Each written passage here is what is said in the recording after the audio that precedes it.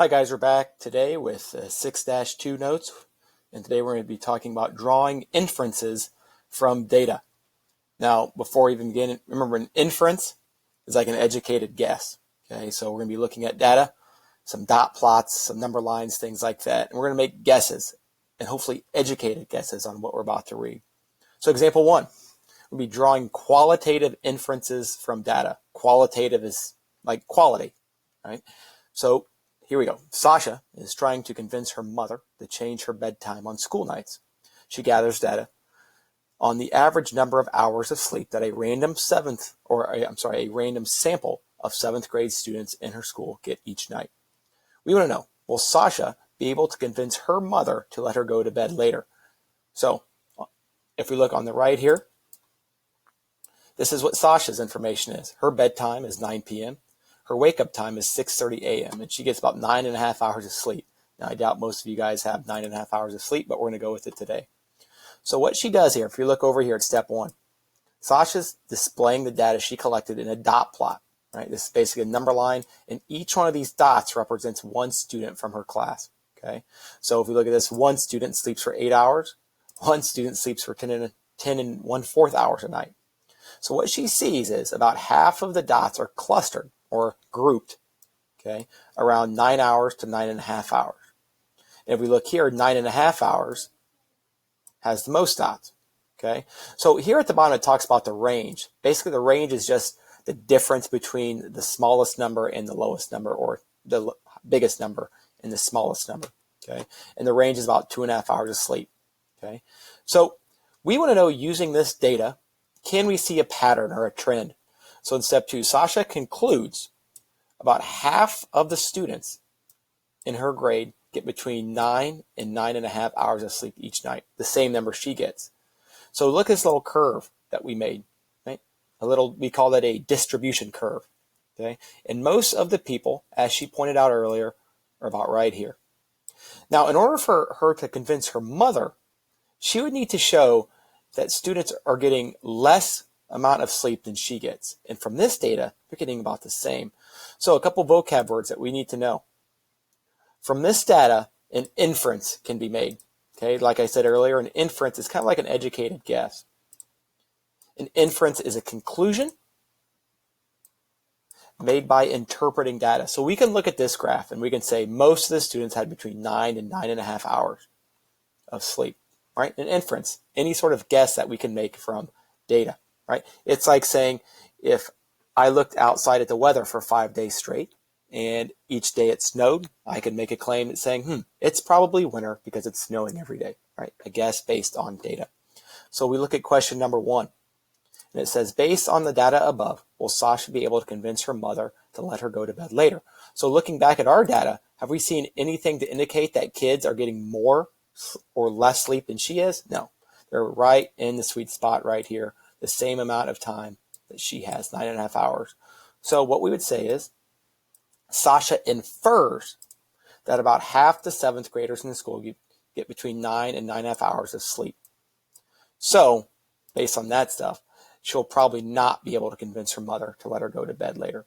Now, if we would have looked at this data and the students were getting less amounts of sleep than she was getting, that would indicate that they would be going to sleep later. She might be able to convince her mother to let her sleep in later, or let her stay up later. But in this case, since they're getting the same amount of sleep that she is, her mom's not going to let her go to sleep any later. So the key word there is an inference. All that is an educated guess or a guess based on data that you're looking at. Okay? So an inference, a guess based on data, or not a guess, more of a conclusion or a statement based on data. Let's go to the next page. Okay, example 2. Now we want to draw a quantitative inferences based on data. So quantity, okay? Sasha's friend Margot suggests that Sasha calculate the mean.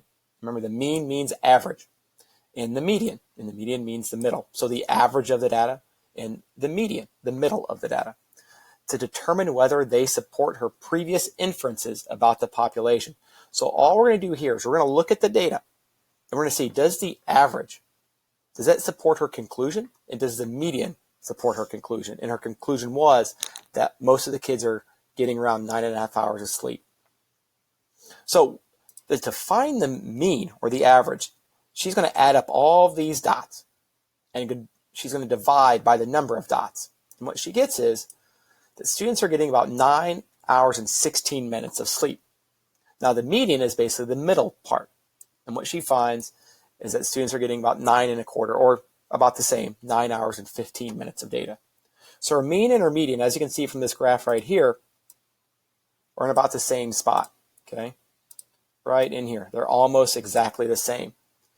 So based on this information, using the data, using the mean and the median, she can make an inference. And we would say that inference is valid if it's based on a representative sample. So if you remember for the 6-1 notes, a representative sample represents the true feelings of a population of people, okay? This sample includes all the different beliefs and opinions of one group, okay?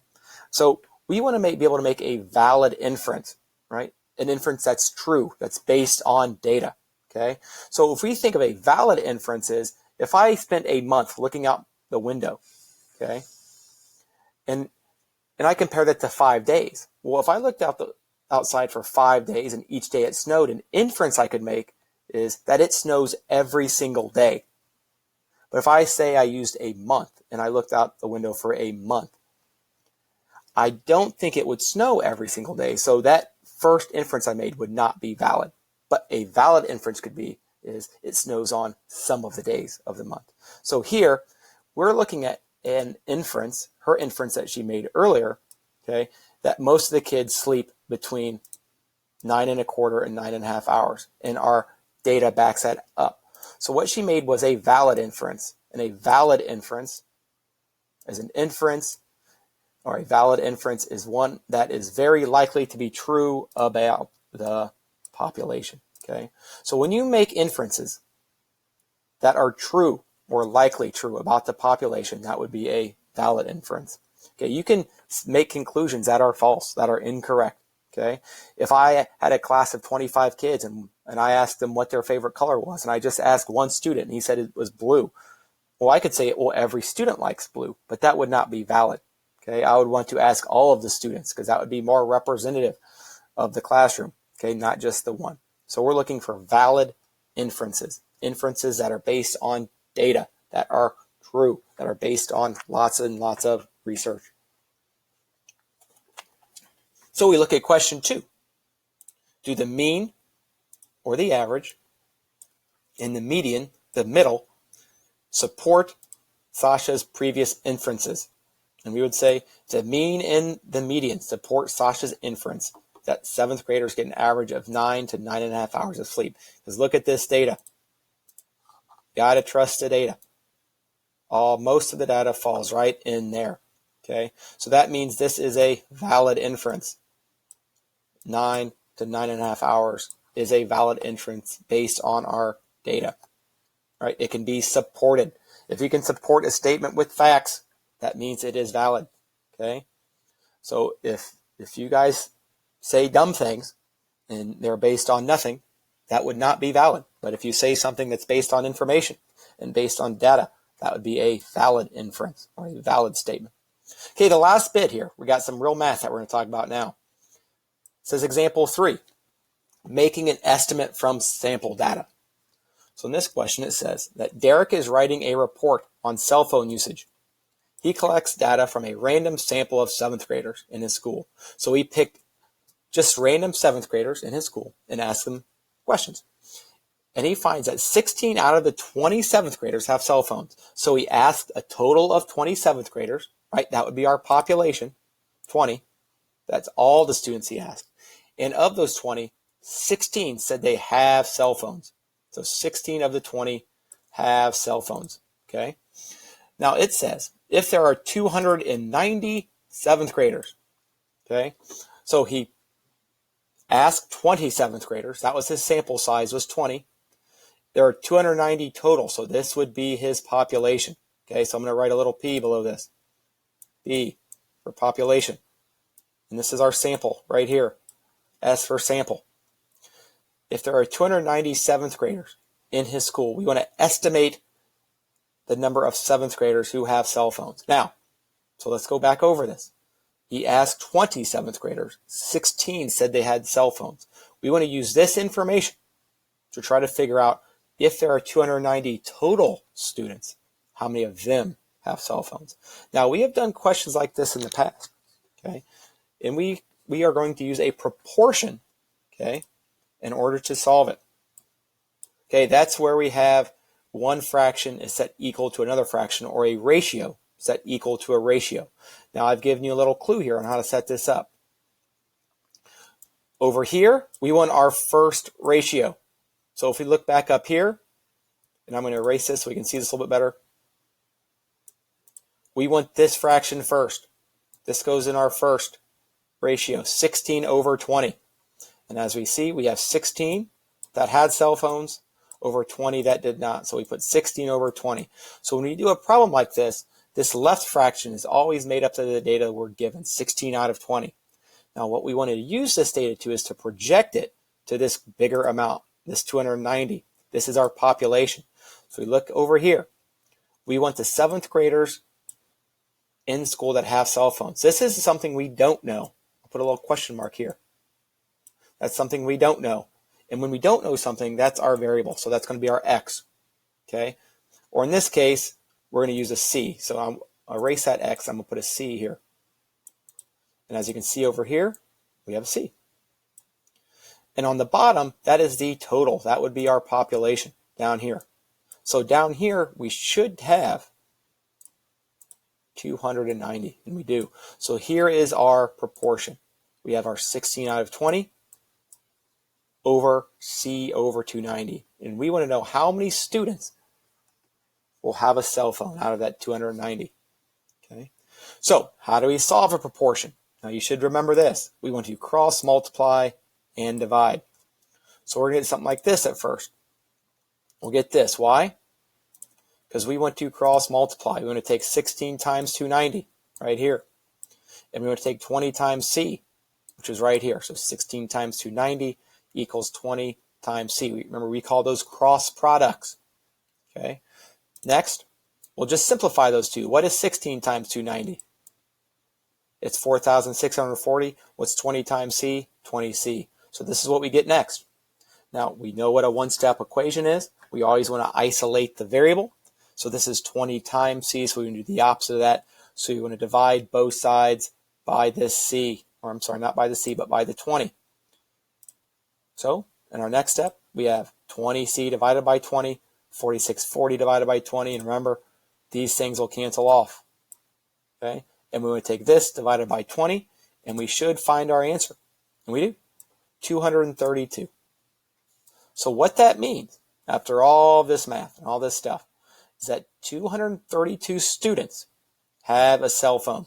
And so the conclusion that we can make from all this data is, based on the sample, about 232 7th graders in Derrick School have cell phones. Now let's go back over that problem. I'll go a little bit slower this time so we can, first of all, have some lingering questions about this. So what we did was, we used this right here, 16 out of 20 7th graders, and that was our first ratio. 16 out of the 20 had a cell phone. We set that equal to C over 290. Why? C represented the total number of 7th graders in our school. I'm sorry, C represented the total number of 7th graders with cell phones, and 290 represented the total. We set those equal to each other. Then we cross-multiplied and divided.